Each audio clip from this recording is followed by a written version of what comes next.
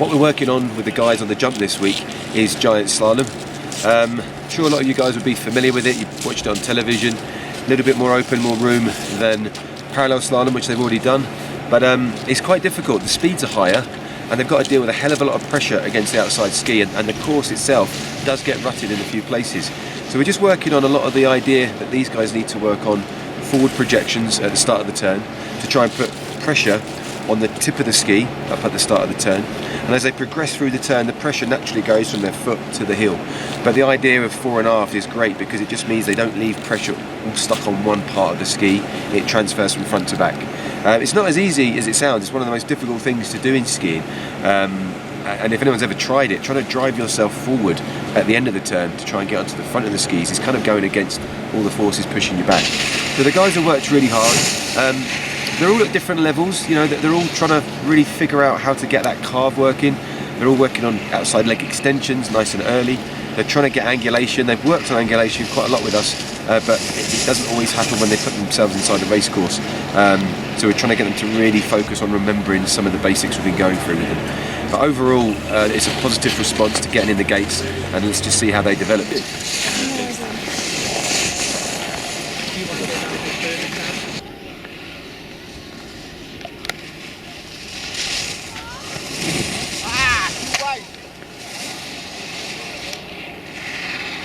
See you in it. Go for it, Jace. Early on the left and on the right. Should these guys be starting? I mean, if you want to go for a run on the outside, You do.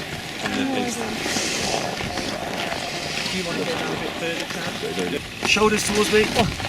So let just the hip go inside. All right. Yes, it's a tug of war, and like a proper tug of war. There. That's it. Let it go in. Make the angle. Make your rib cage touch your hip. That's it there. That's how you're going to get that angle made on your ski. Yeah. You've really got to get that hip cutting inside. That's why I'm conscious of just trying to dig it in now. So I feel the earlier I can dig it in, the earlier I'm in control of the turn. Totally. Need a really strong start. 3, 2, 1. Go for it, Amy. Are you worried that Amy might buckle under the pressure on race night? we'll try and Bringing it in bring slightly. it in slightly. You switch the adductors on, you switch the glutes on, you know what it does. That shaking the legs. Because of the forces and the higher speed, those legs will naturally split wider apart. Okay. Especially when you're being bounced around the ramps. It's not easy, there's a lot to work through here. It's not a given. Okay. Yeah. I thought it was just my being the underdog. Like Counting you in, mate. 3, 2, 1. Go for it, Jay. Without doubt, the fastest start that I've seen so far. Yeah, really strong. Huge upper body strength. Always out first, Amy. Let's get that race in one more. You've just seen what Lydia's done. You can do it. Full power. Emma's on the course.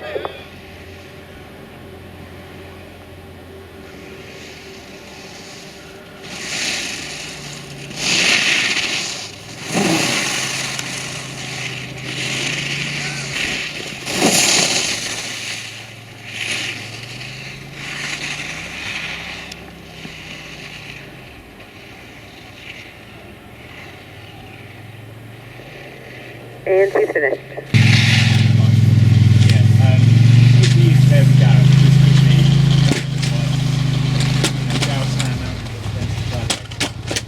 3, 2, 1. Go for it, Lewis.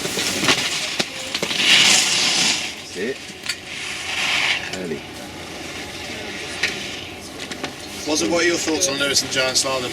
Lewis is doing really well. I mean, he's a technical skier. He's got a really good.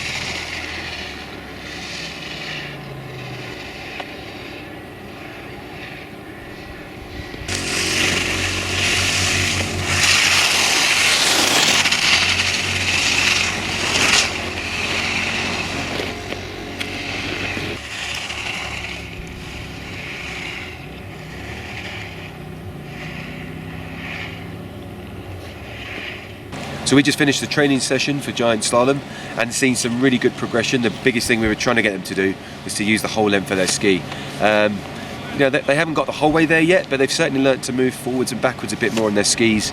Definitely not skiing with their arms dropping back as much as they were, because that's going to count in this event. But I think the preparation has put them in a good place for Giant Slalom.